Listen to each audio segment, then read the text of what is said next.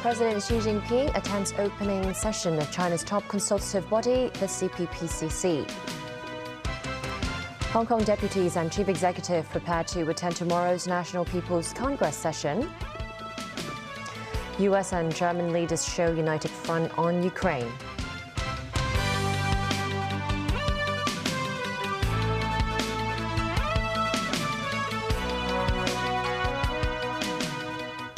Good evening and welcome to TVB News. Thousands of delegates from across the country are gathering in Beijing for the start of the annual two sessions this weekend. The meetings are from the Chinese Parliament, the National People's Congress, and the country's top consultative body, the Chinese People's Political Consultative Conference. Kickstarting the two major political events today was the CPPCC. Jackie Lin reports.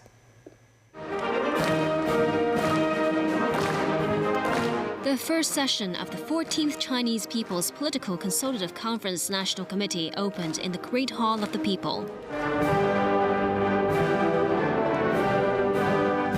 Set to last 7.5 days, today's meeting was attended by President Xi Jinping, with the CPPCC's Chairman Wang Yang delivering his last work report in the top role. Looking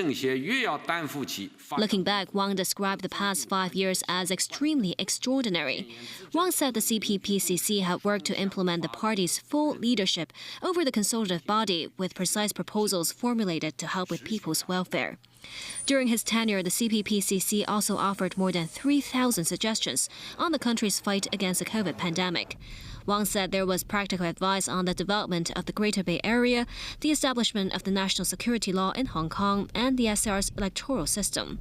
On relations with the West, Wang noted the CPPCC carried forward their fighting spirit, with stern statements issued in relation to Western bills concerning Taiwan, Hong Kong, and Xinjiang. He also mentioned the stern statements issued in response to Nancy Pelosi's visit to Taiwan. On ethnic minority and religion work, Wang said the focus was on forging a strong sense of community for the Chinese nation, applying the principle that religions in China must be Chinese in orientation. Looking forward, Wang said the CPPCC should fulfill the spirit of the 20th National Congress of the Communist Party of China, so as to serve the state and the country. Some new Hong Kong members in the advisory body were former lawmaker Lau Kong-wah and Sun Hung Kai Properties Executive Director Adam Kwok. Both vowed to help bolster the nation's development. Jackie Lin, TVB News. Former Chief Executive Leung Chun-ying, who is expected to retain his role as the Vice Chairman of the National Committee of the CPPCC, said he hopes the body's members will continue to stand firm in carrying out their duties in this new term. Leung said a lot of things happened in Hong Kong over the past 5 years, and he hopes the Hong Kong members in CPPCC could keep in touch and learn from each other. He added the consultative body is not just an honorary committee, but one with a duty to fulfill. The first session of the 14th National People's Congress, or the NPC, will open tomorrow and will last for 8.5 days. Chief Executive John Lee will attend the opening ceremony of the session for the first time tomorrow. This morning, Hong Kong deputies of the National People's Congress attended a preparatory meeting. They also took a picture in front of the Great Hall of the People. During the meeting, members of the Presidium of the NPC were elected. Sources say Ma Fung Kwok, leader of the city's delegates, and Starry Lee were on the list of the Presidium. According to previous practice, apart from the leader, the other person who made it to the list would be a front-runner to become the sole delegate to the NPC Standing Committee. In this case, Starry Lee could succeed Tam Yiu Chung, who is soon stepping down from the position. Chief Executive John Lee today also set off to Beijing to attend tomorrow's opening ceremony of the session for the first time. Before he left the city, Lee said he has been meeting different deputies of the NPC and the Chinese People's Political Consultative Conference. Lee said he will bring the deputies together to demonstrate the power of patriots ruling Hong Kong. He added, together they will promote Hong Kong's integration into the development of the country and the Greater Bay Area. The CE added the decisions made during the two sessions will be closely linked to the implementation of one country, two systems, so he hopes that the public will pay more attention to related reports and news. John Lee will come back to Hong Kong shortly after the opening ceremony. He will then return to Beijing for the closing ceremony, followed by a short stay where he is expected to meet with various departments and officials. A press conference was held today ahead of tomorrow's NPC session opening. Spokesman Wang Chao said the national security law has turned Hong Kong from chaos to order. Wang said since the law was adopted at the 13th NPC in 2020, the system for safeguarding national security in Hong Kong has been continuously improving. Wang also commented on the rise in China's national defense spending. He said it was needed to maintain China as a great power, with defense spending as a share of GDP remaining stable over the years and below global average. In addition, Wang reiterated China's commitment to developing close ties with Europe, working together to oppose a new Cold War, avoid confrontation and prevent economic decoupling. 3 Hong Kong activists that organize annual vigils commemorating China's 1989 crackdown on pro-democracy protesters were convicted today. They failed to provide authorities with information on the group in accordance with the national security law. Chow Hang-tung, Tang Ngok Huan and Choi Hon-kwong were arrested in 2021. They were leaders of the Hong Kong Alliance in support of patriotic democratic movements of China before it disbanded under the law. Police had sought details about its operations and finances in connection with alleged links to democracy groups overseas, accusing it of being a foreign agent, but the group refused to cooperate. Overseas, U.S. President Joe Biden met German Chancellor Olaf Scholz at the White House on Friday as they vowed to support Ukraine in its war against Russia for as long as it takes. The private meeting came as Ukraine and its allies prepare for a difficult next phase amid softening political resolve to keep providing Kyiv with billions of dollars in military and other aid. And I want to thank you, Olaf, for your strong and steady leadership. I mean that sincerely. It's made a world of difference. And, I would argue that beyond your military support, the moral support you gave to the Ukrainians has been profound. It's been profound. And it's really important that we acted together. And at this time, I think it is very important that we give the message that we will continue to do so as long as it takes and as long as it is necessary. The U.S. and Germany have worked closely together to supply Ukraine with military and humanitarian assistance.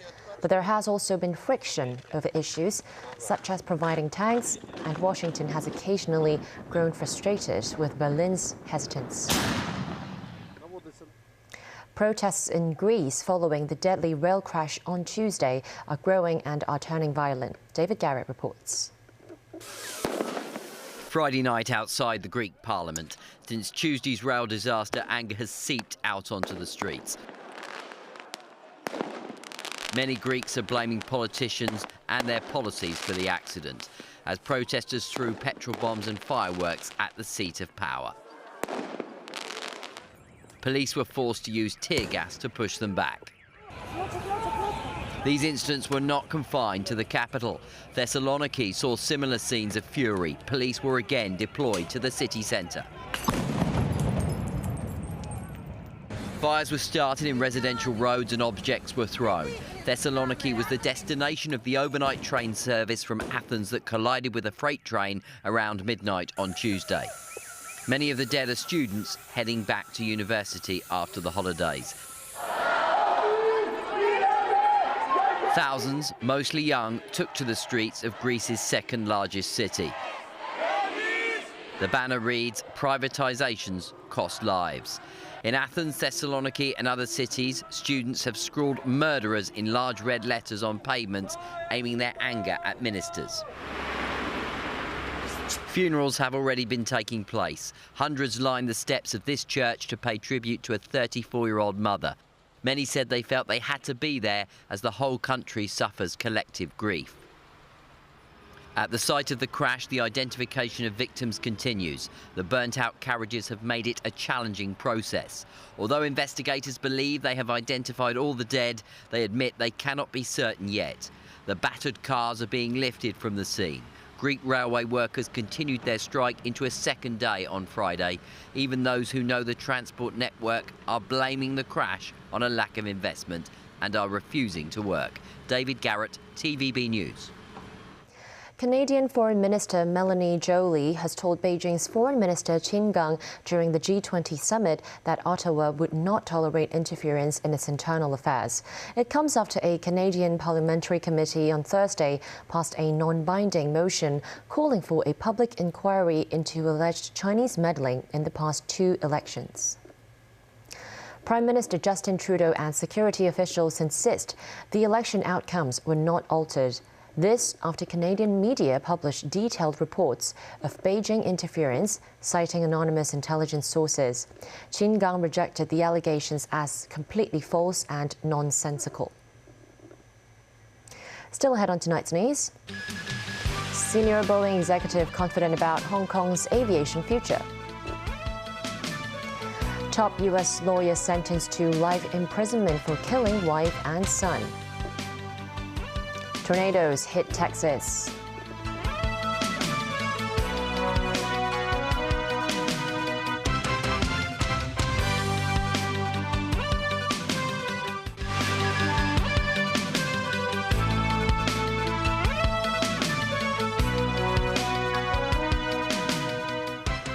Welcome back to TVB News. A senior executive from Boeing says Hong Kong's aviation market is speedily recovering, adding he is confident the city can maintain its status as a global aviation hub. Although China and U.S. relations have become more complicated, Boeing believes it will still be able to attract orders from mainland carriers. Hong Kong's aviation business was almost at a standstill over the past few years as a result of the COVID pandemic. Many carriers grounded their entire fleet, while others postponed the delivery of new aircraft. The International Air Transport Association was reported as saying Hong Kong had lost its position of an aviation hub and will need more time to rebuild that status. It also thinks that the SAR's aviation business will only be back to pre-pandemic levels in 2028 at the earliest. TVB News spoke with Boeing's chief of commercial airplanes, who is perhaps seeing things from a different perspective. Our view of market recovery has always been in that 24 to 25 timeframe. We're going to stick to that outlook. This market has come back fairly fast. I do see Hong Kong re-emerging. No doubt, we all went through a difficult period with COVID, and Hong Kong was hit quite hard. But, spending time here this week, it's great. It's apparent Hong Kong's back. Hello, Hong Kong, one more time. Deal also noted Boeing marked the 50th anniversary of its partnership with China in July last year, although Sino-US relations have soured in recent years. Part of that competition is continuing to work with China, not only on the airline side, but our supplier equation as part of that includes China. In Hong Kong, we've done work here, not only with Cathay, HAECO. So we love to be in the ecosystem that buys our airplanes, and our product strategy is working. We've got great products from wide bodies to the narrow body. We're very satisfied where we're at today. Secretary for Innovation, Technology and Industry Sun Dong said the government will set up a committee to study how Hong Kong could implement artificial intelligence technology. This as AI chatbot ChatGPT has been spotlighted around the world and also in the SAR, with several universities limiting its use by students. Sun Dong said the government is open to embracing new technologies because no one can stop the emergence of some new technologies. With the recently unveiled budget having proposed the establishment of an AI supercomputing center, concerns linger over the cost of building this AI center. On that, the innovation chief said it is worth the investment because the center could help attract talent from around the world. The sixth person arrested in connection with the murdered model Abby Choi's case will appear in Kowloon City Magistrates Court on Monday. The 41-year-old man works at a yacht company. He is a friend of Choi's former husband and was arrested in Shangwan on suspicion of criminal facilitation. The man is said to have pocketed hundreds of thousands of dollars to help other suspects flee Hong Kong. All 5 other suspects have all been prosecuted. The dismembered body of the 28-year-old model Abby Choi was found in a village in Tai Po last week. Overseas, a top U.S. lawyer has been sentenced to consecutive lifetimes in prison. Alex Murdock was found guilty of murdering his wife and son. Nazvi Karim reports. I would never, under any circumstances, hurt my wife Maggie, and I would never, under any circumstances, hurt my son Paw. And it might not have been you. It might have been the monster you become when you take 15, 20, 30, 40, 50, 60 opioid pills. And with that, well-known U.S. lawyer Alex Murdock, found guilty of murder in the shooting deaths of his wife Maggie and son Paul in June 2021, was given the sentence almost everyone expected. I sentence you for a term of the rest of your natural life. Given consecutive life sentences in the same court where 4 generations of Murdocks had practiced, he was portrayed as a liar and a thief. The motive for murder was to keep under wraps, stealing money to fuel his opioid addiction. He was found guilty of using a rifle to kill his 22-year-old son Paul and 52-year-old wife Maggie at some dog kennels on June 7, 2021. Jurors took just 3 hours to deliberate. 9 jurors had guilty votes in an internal ballot, and the other 3 were quickly convinced because of video footage on Paul's phone minutes before the killings at the same kennels near where the bodies were found. The defense has vowed to appeal. The family came to trial every day for 6 weeks, expecting to hear proof positive that he killed Maggie and Paul, something that they had not heard before. After 6 weeks of trial, they came away more convinced that he did not do this. The chief investigator in the case, Mark Keel, said he thought justice was served. Alex Murdock has now been rightfully found guilty of murdering his wife Maggie and Paul. He was found guilty because he was guilty. Murdock will undergo medical evaluation for about 6 weeks before being moved to a maximum security state prison with no chance of parole. Nazvi Karim, TVB News. Yes, sir. Many parts of the U.S. continue to be battered by challenging weather conditions as tornadoes touched down in Texas and Louisiana. This report from NBC News. Tonight, a deadly storm system launching devastating winds. Tornado crossing the road right in front of us. And a frightening spree of tornadoes. It's hitting debris. We got debris in the air. Is it a house? Yep, debris in the air. In 24 hours, at least 7 twisters have carved destructive paths through 4 states, tossing semi-trucks on highways and leaving homes in pieces. My truck was shaking. The neighbors lost their roof. We lost part of our roof. In Texas, the power of straight-line winds, undeniable. Gusts topping 70 miles per hour, shredding a boat marina in seconds, tearing off its roof, sending debris flying. In Alabama, some woke up to a nightmare. We didn't hear anything until plywood crashed through our window, so all we heard was a giant crash. Tonight, high winds and flash flooding, responsible for at least 5 deaths across several states. Now, as the storm churns east, more than 80 million Americans are under wind alerts. So Princeton, this storm is right on top of you. The wind gusts here, 60 miles per hour likely. At least 1 reported tornado hitting Kentucky. We have already lost way too many people due to flooding, tornadoes, and other weather events. So we want everybody to be safe today. And that's the news. Thanks for watching.